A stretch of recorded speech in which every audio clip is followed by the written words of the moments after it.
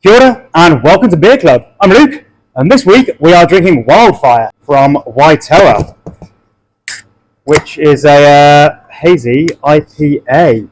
So we had a beautiful beer from Waitoa last week, so I told you a little bit about their story and their brass band origins and the Waitoa Social Club over in Hātaitai. So my mind went blank for a moment there. Look at that.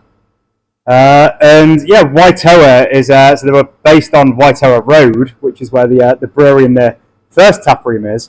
But also the perfect name for a brewery because Waitoa is Maori for strong water, which is sums up beer pretty nicely. And this is some strong water. This hazy IPA is it's in a league. It's right. There's an elephant in the room here. There's a lot of really shit hazy IPAs, and a way more really shit hazy pale ales. I've said it. I'm not taking it back. This has been the most important thing to happen in craft beer in recent years. This New England style of IPAs. Beers that look like custard and have no bitterness and huge hop aroma. It's been so important to beer in recent years and introduced so many people to craft beer. People that just hate the idea of these really bitter West Coast IPAs and these lagers and just it was all about hops and all about bitterness. But beers like this meant that people that like beautiful flavours could get involved, and it's got the soft mouthfeel and the roundedness and the body, and it's just the aroma and the flavour without the bitterness, which isn't appealing to a lot of people, and understandably, it's bitterness is it's a sort of thing built into nature to tell you that you're getting poisoned or that you're eating something really weird and you should stop doing it. Things in nature that you should be eating more of and that our body requires are sweet and they're more pleasant tasting. You need to acquire a taste for bitter things like West Coast IPAs and like, Marmite and like whiskey. But this is a beer that is appealing to most people, this style of New England IPA. It's a whole new revolutionary thing. But I was talking about the elephant in the room being there are just a lot of substandard ones on the market. And it has become a cool thing in the last year or two for lots of beer fans to say, oh, I hate hazies, and hazies are played out and they're boring. And I get that because of the proliferation of hazy pale ales and hazy IPAs, and so people do love them. And they are overrepresented, but that's just because people love drinking them and buying them. So, of course, brewers are going to make more hazy beers. But for some strange reason, drinkers accept subpar hazy beers that are just taste bad. They're just poorly made. They're made without spending the right amount of money that you should be spending on the high quality ingredients, and they're just all round, not very good. I'm struggling a little bit here because obviously I'm not going to tell you of all the bad hazy IPAs and hazy pale ales right here on YouTube. But yeah, kind of supermarkets are full of them, and they just keep getting released, and it's this weird anomaly that it's as though people just don't notice these beers that taste bad. So yeah, for the people that are already anti-hazy, a big part of it is it's overrepresented and it just gets boring drinking the same style of beer again and again. But also for these people, they probably just have taste buds and they're just getting jaded and sick of trying these new releases and all these different hazy beers that just are rubbish. So which brings us to what we're drinking right here, which is not rubbish. It is the opposite of rubbish. So Waitoa have a really, really well-founded reputation for doing fantastic hazy beers. So a couple of years ago, they won the trophy for Best Hazy IPA at the Brewers Guild Awards. And they win all kinds of awards, and it's easy to see why. They're making beers that present beautifully. They look like a hazy IPA should look. It's opaque. You're not looking through it. The haze hasn't fallen out. But it's got that base. It's got the mouthfeel, the grist. You've got some oats in there and some wheat in there, and it's just a big, round, soft, pillowy malt base with these adjuncts in there that just make for just a really pretty pleasant, nice drinking experience. You've got full mouthfeel, and then on top of that, just a lot of hops. So that's the secret in making anything delicious, I suppose. It's using really, really high quality ingredients and lots of them, which is very expensive, which is why not many brewers do it, and especially for brewers that are run by accountants.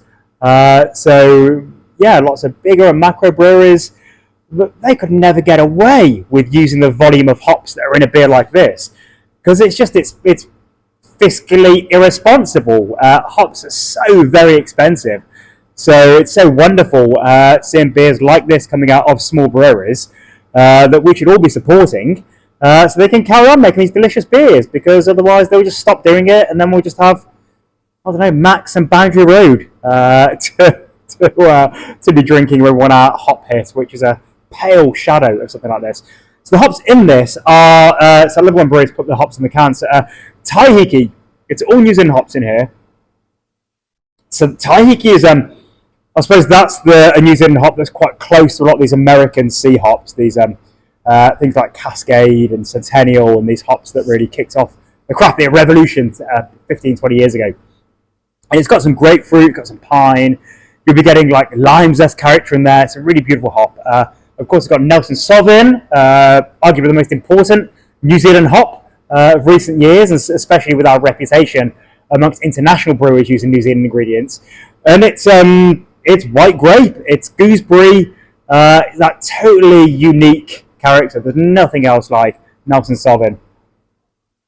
And it's just working really nicely in balance in here. And also Rakau, which is, so that's your stone fruit, your tropical character. Rakau is really, really well suited to these sort of hazy beers. Just such big aroma and just delicious, tropical, fruity, full-on character. And then a really exciting thing about this one is the amplifier. So that is from Clayton Hops, BREWERY amplifier. There's a super interesting new development to read about. There have been these brilliant, exciting developments that have happened just in the last few years amongst hop growers and hop producers. And really here in New Zealand, we are at the cutting edge. There's a lot of really cool stuff coming out of our hop companies. So Clayton Hops do a lot of fantastic stuff. And this amplifier, it's a kind of oil that is extracted from the fresh, wet hops. So you'll know all about Fresh Hop Day here in New Zealand. It's a really important thing, and you pick the hops from the bines, and you get them straight into your beer within a few hours before they start sort of becoming vegetal and going sort of mouldy and brown. So the amplifier, they get these fresh, wet hops that are off the bines, and then immediately they're extracting these hop oils. It's a one-day process into this just really intense, flavor-filled oil that is just so intense. It's actually, so 1 litre of this product is equivalent to a 50-litre bag of T90 hop pellets. So that's not talking about fresh, wet hops. The T90 hop pellets are the dehydrated, pelletized, and processed hops that is what was mainly used in beers, because that's the most efficient way to get a lot of, all the beautiful hoppiness into your beer. But 1 litre of this amplifier is equivalent to a 50-kilo bag. So it doesn't have any of the bitterness of the hops, which you often do want bitterness. I'm talking about bitterness like it's a bad thing. I love bitterness and West Coast IPAs. But amplifier, it's all about the aroma. So it's the dry hop addition added at the end of the boil, and it's all about getting big, elevated, amplified hop character. And it really does. It's an extract to really get the core flavor profile from the hop. It's getting everything out of there without any of the vegetation in there. So really, really cool development. And this is so it's BREWERY, which is another of my very favorite hops. So BREWERY is So it's got passion fruit, it's grapefruit. And there's a character to BREWERY which is, again, is really unique, sort of similar to Nelson Southern, but really unique. And it's, people say it's sort of like diesel, and I haven't really found the vocabulary to better explain it than that. It's because, of course, it's not quite like diesel, but there is something so unique. And I guess the point is it tastes like BREWERY, and there's nothing else that tastes like it. So it's a hard thing to explain in words. But yeah, really cool development to be able to use things like that in beer. And also pretty good for the environment, because instead of heaving around 50 kilo sacks, you can just send a 1 litre little tin of oil. So I think it's going to be quite big news, and especially with our international market of sending our hop products around the world for brewers in North America and in Europe and further afield to be using. So yeah, really cool to get a bit of a taste of Amplifier.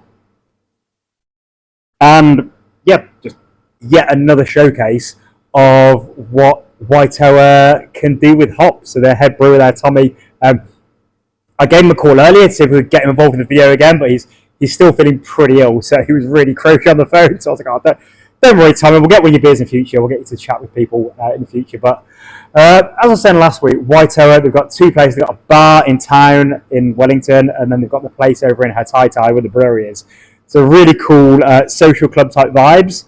Loads of stuff going on. So if you're visiting, definitely go and see them. And if you're a local, you probably already go there, because it's a great place, great people, and great beers. All right, I'm sick of talking. I'm going to sit down and enjoy this. Thank you so much for joining us. Thanks for being part of Beer Club. It is wonderful to have you guys involved. Thanks to Waitoa. Good having a 1-2 double hit. We used to do this a lot in Beer Jerk. We used to, in fact, most of the time, we'd get 2 breweries back-to-back, 2 beers back-to-back from the same brewery. So we could really showcase the breadth and just variety that brewers do. So maybe we should get back into it, because it's cool to be sharing beers from some of the smaller brewers around the country that perhaps don't have a lot of distribution in every corner of the country. And let's face it, supermarkets is where most people buy their beers. And yeah, Waitoa got screwed over really badly earlier this year when the distributor of Hop and Vine and Beer Fridge went into liquidation. So a whole bunch of breweries got stung really badly. So great that we can be supporting them and drinking their fantastic beer. Cheers, everybody. See you next time.